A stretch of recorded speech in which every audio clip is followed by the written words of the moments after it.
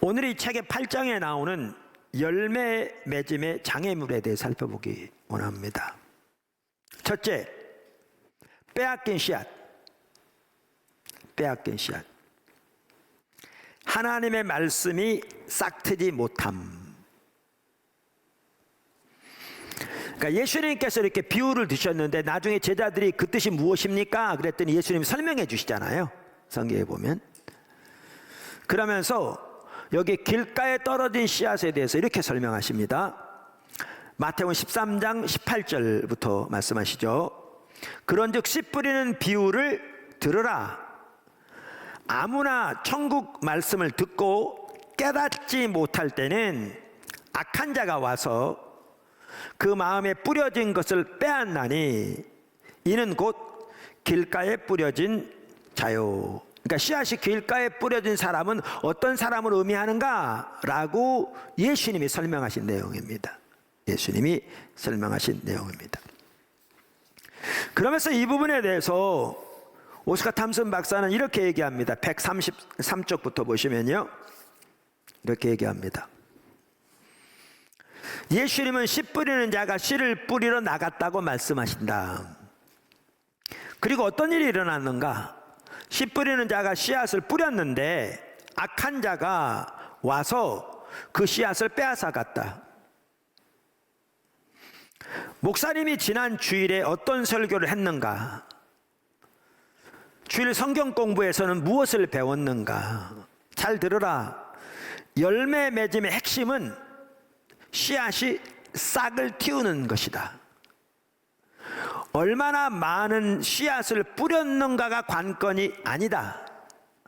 싹이 트지 않는 한 열매는 맺힐 수 없다.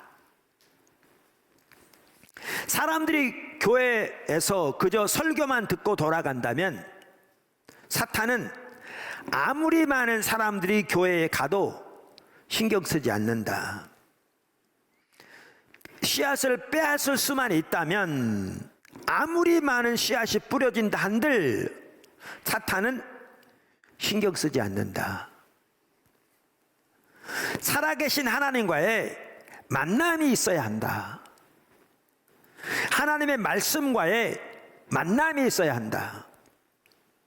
하나님의 말씀의 씨앗이 사람들의 마음 깊이 박혀 믿음으로 싹을 틔워야 한다. 그렇게 될 때 성령님이 그 싹을 취하시고 새 생명을 만드신다. 하지만 안타깝게도 수많은 이들이 예배에 참석하고 주일 성경 공부에 자리를 차지하고 출석 교인으로 머릿수를 채우는 데 그치고 있다. 삶이 변화되지 않고 열매를 맺지 않고 잃어버린 세상을 어루만지지 않고 이 세상과 그리스도를 화목하게 하지도 않는다. 사실 우리도 크게 전혀 예외가 아니라 생각합니다. 심각하게 지금 이런 상태에 있죠. 너무나 많은 우리들이. 그러면서 이 말 속에서 이제 두 가지를 언급합니다. 이 배후에 지금 이 말한 내용 가운데 두 가지 가정이 들어있다. 이제 그러는 거죠. 여기서 우리는 두 가지를 가정해야 한다. 하나는 그 말이죠. 씨 뿌리는 자의 비유는 씨가 뿌려졌다는 것을 가정한다. 이 시대를 생각했을 때 참 대단한 가정이 아닌가. 많은 경우 씨가 아예 뿌려지지도 않는다. 목사와 교사들이요, 교인들에게 당신의 생각을 전하지 마라. 하나님의 말씀이 이야기하는 바를 전하라. 성경을 펼치고 말씀이 교인들에게 살아 움직이는 말씀이 되게 하라. 뿌려진 씨앗이 없는데 싹이 트는 것을 기대할 수 없다. 나는 미국 전역으로부터 하나님의 말씀을 선포하는 설교자가 필요합니다 라는 편지와 전화를 받는다. 사람들이 말씀을 이해하고 내가 하나님으로부터 말씀을 받았다고 고백할 수 있도록 성령의 능력을 힘입어 성경을 살아 움직이는 말씀으로 전할 설교자가 필요하다는 뜻이다. 하지만 많은 경우 우리는 말씀을 빼앗겨 버린다. 사람들이 주일 성경 공부와 예배 시간에 들은 말씀을 늘 지니고 있는가? 하나님이 개인적으로 만나실 수 있도록 말씀이 굳건히 뿌리 내리는가? 우리가 성경 말씀을 기억하려 할 때마다 초자연적인 세력은 그 말씀을 빼앗기 위해 안간힘을 쓴다. 주일 예배가 끝나면 사탄은 우리 마음에 뿌려진 말씀을 빼앗기 위해 세상의 온갖 방법을 동원할 것이다. 그것이 축구 경기가 될 수도 있고 영화나 친지들과의 식사가 될 수도 있다. 때문에 들은 말씀을 묵상하라고 가르치고 격려하지 않으면 싹이 트기도 전에 빼앗기게 될 가능성이 높다. 이것이 이제 예수님이 말씀하신 첫 번째 길가에 해당하는 빼앗긴 씨앗, 이분의 표현대로 말씀이 싹을 트지 못한 부분입니다. 이분도 전제로 두 가지를 아까 말씀했는데 제가 이거 덧붙여서 한 두 가지를 말씀드리려고 합니다. 그중 하나는 이 저자가 하는 말에 정확히 같은 맥락인데 지금 우리나라에도 심지어 강단에서도 하나님의 말씀이 전파되지 않는 경우가 너무나 많습니다. 강단에서조차 하나님의 말씀이 전파되지 않는 경우가 너무나 많습니다. 이 말만 잘못 들으면 오해할 수 있습니다. 우리 한국말은 꼭 끝까지 들어야 이해할 수 있다 그러잖아요. 여러분 인내를 가지고 제가 무엇을 의미하는지를 들으시면 그 내용을 이해할 수 있을 거라고 생각합니다. 예를 들면 주일학교, 중고등부 우리나라 심각하게 침체되어 있습니다. 우리나라 교회 중에 주일학교가 없는 교회가 50%나 된다고 합니다. 근데 지금은 실제로는 그보다 더 많습니다. 지역교회 청년부가 따로 부서로 모임이 없는, 부서가 없는 교회는 주일학교가 없는 교회보다 더 많습니다. 그만큼 우리의 다음 세대가 심지어 교회 중직자들의 자녀들까지도 철저하게 교회를 등지고 많은 젊은이들이 신앙을 등지고 있습니다. 그러니까 팬데믹으로 인해서 지금 한국교회에 부정적인 영향이 미쳐지고 있다. 아까 제가 크리스천 투데이의 그 설문조사를 언급했는데 거의 세계에서 유일하게 우리나라만 그랬는데 지금보다 더 앞으로가 더 암담합니다. 왜냐하면 우리의 다음 세대가 심각하게 하나님을 떠나고 있기 때문에요. 자, 이런 상황이 될 때 많은 경우에 주일 예배뿐만 아니라 수련회 같은 곳에서는 재미있는 이야기와 활동들을 통해서 그 우리의 다음 세대들의 관심을 끌려고 합니다. 문제는 그러니까 더 침체되는 것입니다. 재미로 따지면 교회보다 세상이 훨씬 뛰어나거든요. 우리의 다음 세대를 돌이키기 위해서도 하나님의 말씀이 전파돼야 합니다. 다시 말하면 원색적인 복음이 전파돼야 합니다. 이게 매우 중요합니다. 원색적인 복음이 전파되되 단순히 이론적인 지식이 아니라 하나님과의 친밀한 관계에서 나온 복음의 실제가 전파돼야 합니다. 다시 말합니다. 원색적인 복음이 전파되되 단순히 이론적인 지식이 아니라 자신과 하나님과의 관계에서 나온 복음의 실제가 전파되어야 합니다. 사실 이 원색적인 복음이 증거되되 하나님과의 관계에서 나오는 복음의 실제가 증거되어질 때 그것이 강력한 능력을 발휘합니다. 성령께서 역사하실 때 그것이 이런 영혼들을 구원하고요, 그것이 잠자는 영혼들을 일깨우고요, 그것이 젊은이들에게도 그 속에 하나님을 향한 갈망이 불붙게 합니다. 사실 우리의 다음 세대만 하더라도 하나님에 대해서 무관심하고 교회에 대해 등지고 돌이키는 것 같지만 그들 속에는 진정한 복음의 실제에 대한 갈망이 어느 누구 못지않게 큽니다. 저는 그렇게 확신합니다. 그리고 그들에게 그러한 복음의 실제가 증거되어질 때 그것이 그들의 영혼에 불을 던집니다. 우리는 여기서 먼저 기억할 것이 있습니다. 우리 신앙이 타락할수록 우리는 하나님의 길, 하나님의 법에 대해서 관심조차 없게 됩니다. 하나님의 백성들의 신앙이 타락할수록 하나님의 백성들이 하나님의 법, 하나님의 길에 대해 관심조차 없게 됩니다. 우리는 이 부분을 이사야서 30장 8절 이하에서 잘 볼 수 있습니다. 이것은 구약시대만 아닙니다. 오늘날도 그렇습니다. 신구약 통틀어서 어느 시대든지 항상 똑같습니다. 이사야서 30장 역시 여러 번 살펴보았기 때문에 제가 자세히 설명하려고 하지 않습니다. 한 가지만 살펴보고 넘어가겠습니다. 대저 이제 가서 백성 앞에서 서판에 기록하며 책에 써서 후세에 영원히 있게 하라. 대저 이는 패역한 백성이요 거짓말하는 자식들이요 여호와의 법을 듣기 싫어하는 자식들이라.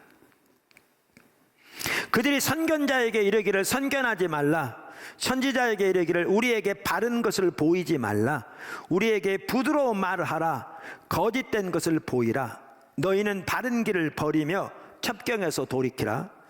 이스라엘의 거룩하신 일을 우리 앞에서 떠나시게 하라 하는도다. 여러 번 말씀드렸습니다만 이 내용은 그 당시 이스라엘 백성들이 입으로 한 내용을 말하는 게 아니라고요. 왜냐하면 우리가 이사야서 1장에 보면 그들이 안식일, 월삭 모든 대회와 절기를 그토록 철저히 지켰고 하나님께 나올 때마다 성경의 명령대로 숫송아지, 순양, 어린 양 등 성경에 규정한 제물들을 그것도 가장 살찌고 좋은 것들을 무수히 하나님께 드렸고 많이 기도했다고 돼 있는데 그렇게 한 그들이 입으로 하나님으로 하여금 우리를 버리시게 만들어 달라라고 선지자들에게 말했겠냐 그 말이죠. 전혀 그들의 입으로 한 내용을 말하는 게 아니죠. 이 말은 그들이 행동이 하는 말을 말하는 겁니다. 그러니까 그들이 종교적인 의식은 많았을지 모르지만 하나님에서 떠나니까 여기 명백하게 나온 것처럼 그들은 하나님의 법에 대해서는 관심조차 없었습니다. 하나님의 법에 대해서는 관심조차 없었습니다. 여러분 이 사실을 혹시 아십니까? 여기 예수님이 씨 뿌리는 비유를 드셨잖아요. 어떤 씨는 길가에, 어떤 씨는 돌밭에, 어떤 씨는 가시밭에, 어떤 씨는 좋은 밭에. 그러면 여기 길가, 가시밭, 돌밭, 좋은 밭 이게 뭘 말하는 줄 아십니까? 듣는 사람들을 가리키는 겁니다. 말씀을 듣는 사람들의 마음을 가리키는 거죠. 마음을 가리키는 거죠. 자, 그러면 여기 길가라고 표현된 이 밭은 어떤 마음을 가리킨 줄 아십니까? 아까 이 오스카 탐슨 박사는 이거를 씨앗 중심으로 설명해서 빼앗긴 씨앗이라. 그러니까 하나님의 말씀이 싹을 트지 못하는 이제 그렇게 표현했는데 이 마음의 관점에서 본다면 받아들이는 마음의 관점에서 본다면 어떤 마음을 가리킨 줄 아십니까? 굳은 마음을 가리킵니다. 딱딱하게 굳은 마음. 그러니까 자기들의 전통적인 이해와 가치와 틀에 갇혀서 그 외에는 어떤 것도 받아들이지 않는 굳은 마음을 가리킵니다. 다시 말하면 배우고자 하는 자세가 없는 마음을 가리킵니다. 근데 여러분, 여기 길가라고 표현된 자들, 예수님 당시에 어떤 사람들이 대표적으로 여기에 해당되는 줄 아십니까? 여기 길가라고 표현된 이들에게 해당되는 대표적인 인물들이 다름 아니라 종교 지도자들이었습니다. 바리새인들, 서기관들, 종교 지도자들이 여기에 해당하는 자들이었습니다. 그들은 성경적인 지식은 누구보다 뛰어났습니다. 그 성경적인 지식이 뛰어나서 그들은 영적인 자부심이 하늘을 찔렀죠. 근데 그들에게 뭐가 없었는지 아십니까? 배우고자 하는 자세가 없었습니다. 그들의 마음이 굳어 있었죠. 그러니까 하나님의 말씀을 아무리 들어도 이따 나옵니다만 전혀 깨닫지 못했다 그랬습니다. 왜냐하면 여기에 길가에 뿌려진 씨에 대해서 예수님이 설명하시면서 하신 말씀이 뭐냐 하면, 아까 살펴봤잖아요. 설명하신 말씀이 여기에 보면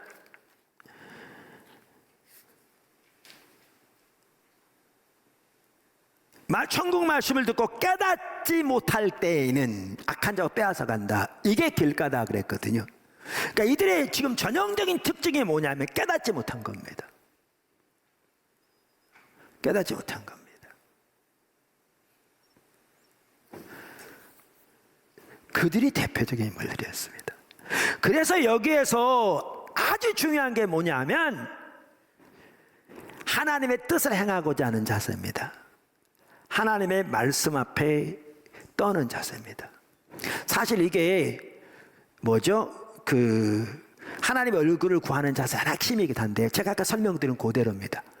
우리 삶의 각 영역에서 하나님의 길, 하나님의 뜻이 무엇인가를 알아 그 가운데 행함으로 하나님을 더욱더 알고 하나님의 계신 곳에 함께 있으므로 하나님의 기뻐하신 자리에 머물기를 열망해서 주님의 뜻을 알고자 하는 자세입니다.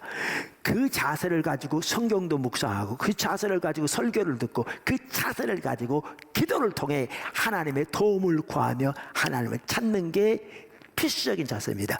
이게 없으면 바리새인처럼 됩니다.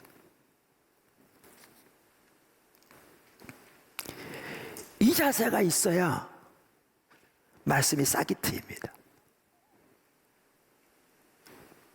말씀이 싹이 트입니다. 여러분 이거 아십니까? 저는 바울 서신서 중에요, 영적인 면에서 그의 어떤 정상이 옥중서신이라고 생각해요. 사도 바울의 서신서 중에 로마서가 꽃이라고 그러는데, 제가 보기에는요 옥중서신이 엄청나게 깊어요. 그러니까 때로는 에베소 1장 한 장만 가지고도 수백 페이지짜리 책을 쓸 수 있어요. 실제로 뭐죠? 많은 청교도들은 그렇게 했어요. 그만큼 하나하나의 내용이 깊어요. 하나하나의 내용이. 그래서 에베소서 골로새서 한 절만 설명하려고 해도요 사실 쉽게 넘어갈 수 있는 내용이 아니에요. 그 하나하나 단어 속에, 하나하나 그 표현 속에 많은 내용들이 포함되어 있어요. 그렇게 볼 때 저는 옥중서신을 쓸 때의 사도 바울이, 물론 성령의 감동을 주셨지만 영적인 상태가 어떻게 보면 정상이지 않았나 생각해요. 목양서신이라고 그러죠. 나중에 순교하기 바로 직전에. 그때는 그 후의 서신인데도 옥중서신보다 그런 면에서 훨씬 낮아요. 제가 보기엔. 교회를 세우기 위한 기본적인 내용들을 다루고 있을지 몰라도 영적인 면에서 그렇게 깊이 다뤄져 있지 않아요. 그래서 저 개인적으로는 사도 바울이 로마 옥중에 첫 번째 갇혔을 때, 그래서 옥중에서 4권의 성경책을 썼는데 그때가 영적으로 어떻게 보면 최절정에 있지 않았나 그렇게 추측을 해요. 근데 그 옥중서신 하나 골로새서에서, 골로새 교회 편지하면서 뭐라고 기도한 줄 아세요? 이렇게 기도했어요. 골로새서 1장에 9절, 이로써 우리도 듣던 날부터 너희를 위하여 기도하기를 그치지 아니하고 구하노니 너희로 하여금 모든 신령한 지혜와 총명에 하나님의 뜻을 아는 것으로 채우게 하시고 주께 합당하게 행하여 범사에 기쁘시게 하고 모든 선한 일에 열매를 맺게 하시며 하나님을 아는 것에서 자라게 하시고. 정말 중요한 내용이죠. 내용이 뭐예요? 무엇을 위해서 기도해요? 무엇보다 신령한 지혜와 총명으로 충만해지기를 위해 기도해요. 그 결과로 어떻게 되기를 위해요? 하나님의 뜻을 아는 것으로 채워지기를 기도하고요. 그 하나님의 뜻을 아는 것이 채워지게 될 때 주님께 합당히 행할 수 있고 범사에 주님을 기쁘시게 할 수 있고 선한 열매가 풍성한 삶을 살 수 있고 하나님을 아는 일에서 자라나게 될 수 있는 거죠. 그런데 언제 그 지혜가 주어진다고요? 하나님의 은혜로 주어지고 그 지혜를 구하는 것이 중요하지만 사도 바울이 기도한 것처럼 우리가 모세의 삶에서 볼 수 있듯이 언제 그 지혜가 분별력이 주어지는가? 하나님의 말씀 앞에 떠오는 자세로 주의 길을 구하여 주 앞에 설 때.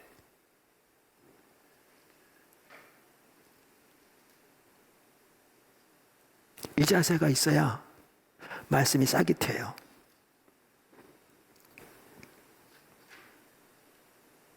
말씀이 싹이 트인다고요. 주님의 지혜가 부어져요.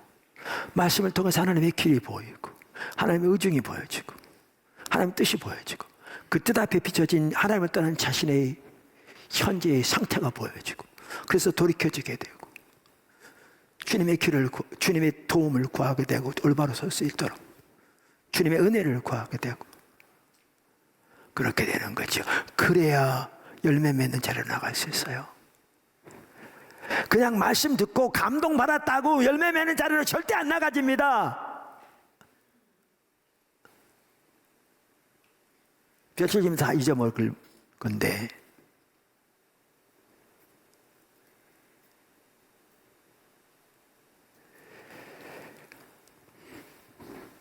그래서 오늘 열매 맺는 것을 방해하는 요소들을 살펴보면서 싹이 틔우게 하는 부분에 대해서 오스카 탐슨 박사는 그것을 묵상이라고 표현했는데 저는 그것을 하나님의 말씀 앞에 떠오는 자세가 필수다라는 부분들을 덧붙여서 말씀드린 겁니다. 자, 우리가 씨앗을 뿌릴 때 아무데나 뿌립니까? 씨앗을 막 길에도 뿌리고 막 가시밭에도 뿌리고 뭐 돌밭에도 뿌리고 이렇게 뿌립니까? 안 그러잖아요. 그 얼마나 씨앗 낭비예요. 우리나라는 좋은 밭에만 뿌리잖아요. 그렇죠. 근데 예수님의 씨 뿌리는 비유가 이해가 잘 안 되죠. 근데 제가 듣기로는 아마 이 비유를 토대로 한 건지 아니면 그분이 조사했는지 모르지만 한 분이 그러더라고요. 유대 나라는 씨앗을 그렇게 뿌렸대요. 뿌려놓고 가꾸는 거죠. 뿌려놓고 가꾸는 거죠. 돌을 드러내고 가시를 뽑아내고 등등. 자, 그럼 그런 관점에서 본다면 씨앗이 뿌려질 때 한편으로는 우리가 굳은만 강팍한 마음이 있으면요 그거 기경해야 합니다. 갈아엎어야 돼. 안다고 생각하는 교만 내리고 영적인 아니라면 회개하고 겸손히 엎드려 주님의 길을 알고자 하고 주님의 길을 알아 그 가운데 행하고자 하는 그 마음 주시도록 갈망하는 가운데 돌이켜야 합니다. 그렇게 기경되어야 싹이 트입니다. 그리고 그렇게 돼야 사탄이 그 말씀을 훔쳐가지 못하고 싹이 트이게 될 겁니다.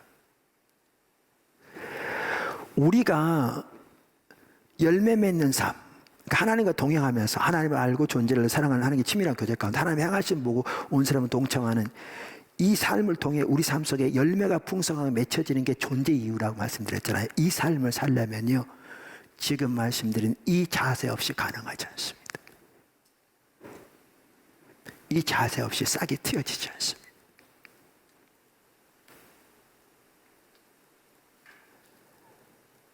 그래서 반드시 그렇게 서셔야 합니다. 아멘.